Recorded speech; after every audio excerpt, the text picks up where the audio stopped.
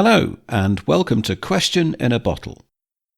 In this series of short discussions, private investor Mark Atkinson answers questions sent in by listeners and subscribers to his main podcast, The Desert Island Investor. So, let's take a look and see what's in the bottle that washed up on the beach today.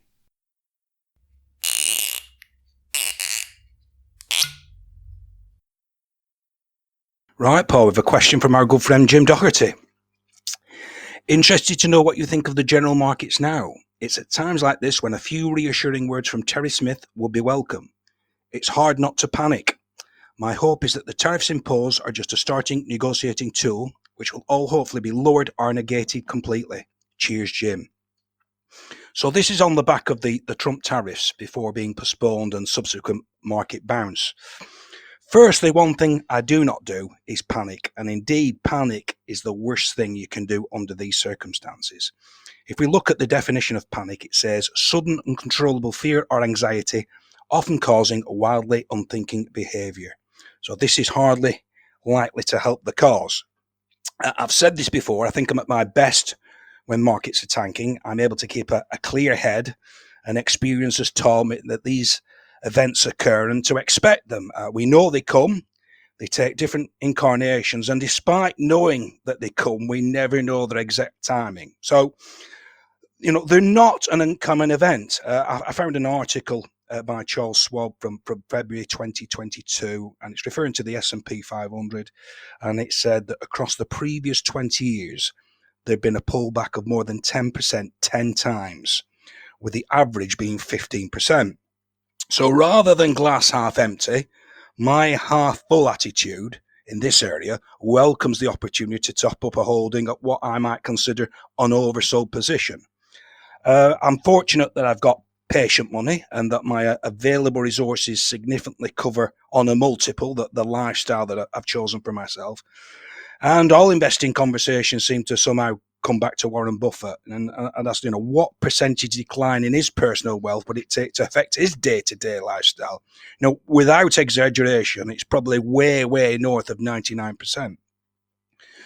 So my acceptance of pullbacks, corrections, crashes, it's not down to some kind of macho bravado. There are plenty of other things that unsettle me. And I'll include that word fear. Being a passenger in a car traveling quickly, or in a plane going through some turbulence, hiking along a precarious ridge. I'm worse than most. And in these circumstances, I acknowledge that my fear is beyond what is reasonable. Now, I used to know a guy from the local running group, Mick, and he was ex-army. He was bomb disposal. And he received an MBE. He was awarded an MBE for his service. And when he went into Civvy Street, he started working for the local council. And he said to me that he was very stressed. And to me, it seemed unfathomable that somebody whose life depended on cutting either the red wire or the blue wire would feel stressed, after that. So, our brains are very complicated things. So I've been invested for 40 years. And each and every time the market goes down, I've pretty much gone down with it, perhaps with the exception of the dot-com bubble, as they were broadly stocks I avoided. That was a bit more of a sector phenomenon. Now, I started investing in 1984, and I thought it was a no-brainer. Stock selection didn't matter. Whatever you bought went up. It was my first bubble. I'd never seen it before, so I didn't recognize it. And then along comes the crash of October 1987. I was blooded for the first time, and it was a sobering lesson and a good one for me to learn early into my journey. In time, the market recovered. I think the Dow Jones dropped 22.6% in one session, and I think they brought in some circuit breakers to halt trading. But less than 2 years later, the Dow recovered. And, 2 years is a brief period in an investing lifetime. So these market drops are part and parcel of investing. And lots of people say sagely, it's time in the market and not time in the market. However, when the market plunges, they're less self-assured and they're reaching for the sell button. Now, at the beginning of COVID, in the UK, this is, before lockdown, I was in a meeting with a number of private investors, and they were largely stone silent, despondent, akin to being in the fetal position and, pretty much on suicide watch. Now, Times like that really knock the guts out of the majority of people. And if anything, it's probably not a good time to be in the company of fellow investors. Emotions are often infectious. We walk into a room and people are laughing. We don't know why they're laughing, but we find ourselves laughing as well. And in an aggressive encounter, it's often met with an aggressive response. Fear, panic, depression are the same. How often does a depressing personality pull down your own mood? So during the recent fallback, we had first-hand evidence of the loss of interest in investing as views on the podcast dropped off a cliff. The appetite for investing as an activity just disappears. And I don't think things will ever change. It's the human condition. People always seem to be more willing to plow money into the market when it's powering ahead and at record highs rather than following a sudden write down. And this is unlikely to change despite the weight of evidence that it's not wise to do so. Every time with each successive drop, I've generally incurred an ever larger paper loss. Let's keep the maths simple. When I had £10,000 invested in the market, if it fell 10%, my loss was £1,000. When it had reached £50,000, a 10% loss was £5,000. £100,000, 10% loss, £10,000.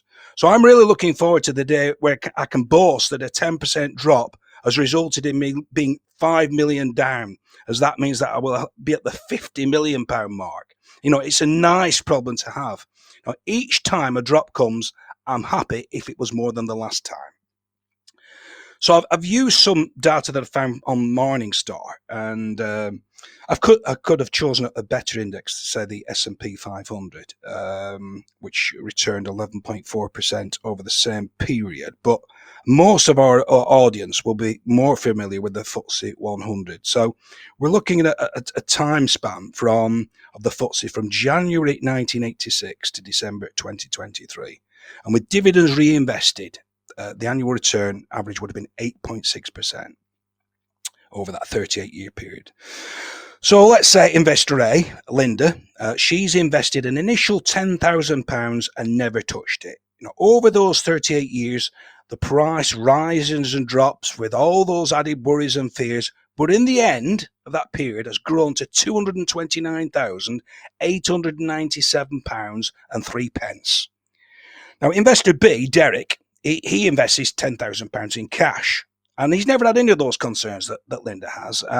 And he's managed to keep in step with the CPI, which is inflation, and that's not always easy to do. And that's been at 2.8%. So after 38 years, in comparison, he has £28,558 and 69 pence. But let's not be mean. Let's say that Derek was able to achieve a full 1% above CPI across that period, across that timeline. He would then have had £41,257 and 17 pence, still well short of Linda. So Linda's system involves coping with the zigzags on the graph. Derek has only known a consistent, steady line, never going down. Now, if at the end of that period, let's say a big crash came, 30%, this would reduce Linda's portfolio down to £160,927.92. Now, Derek may well crow and goad Linda on having lost nearly £70,000. Who would you rather be, Linda or Derek? So you could suggest that Linda's been rewarded for the turmoil and anguish she has gone through. I hear you say, what about market timing? Selling before the drop and then getting back in before the rise. I know this is beyond my powers, and I've yet to meet anybody who can do this consistently.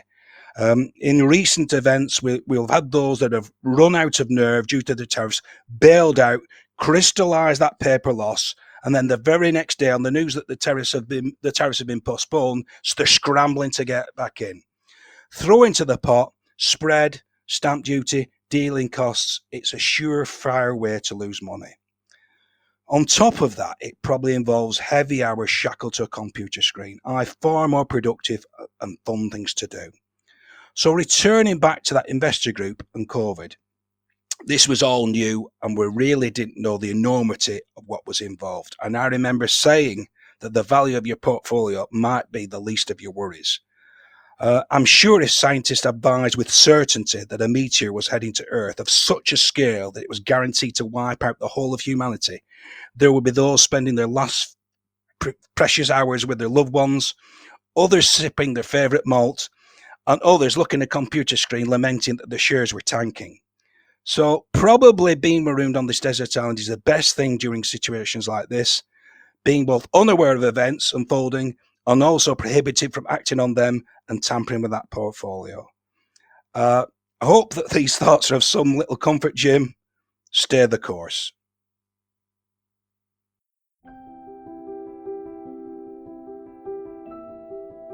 Well, that's all for this episode. We hope that you enjoyed it. Please remember the content is for information only and it is not financial advice. If you have a question for Mark for our Question in a Bottle podcast, just complete the form on our website, thedesertislandinvestor.co.uk. Thanks again for listening. See you next time.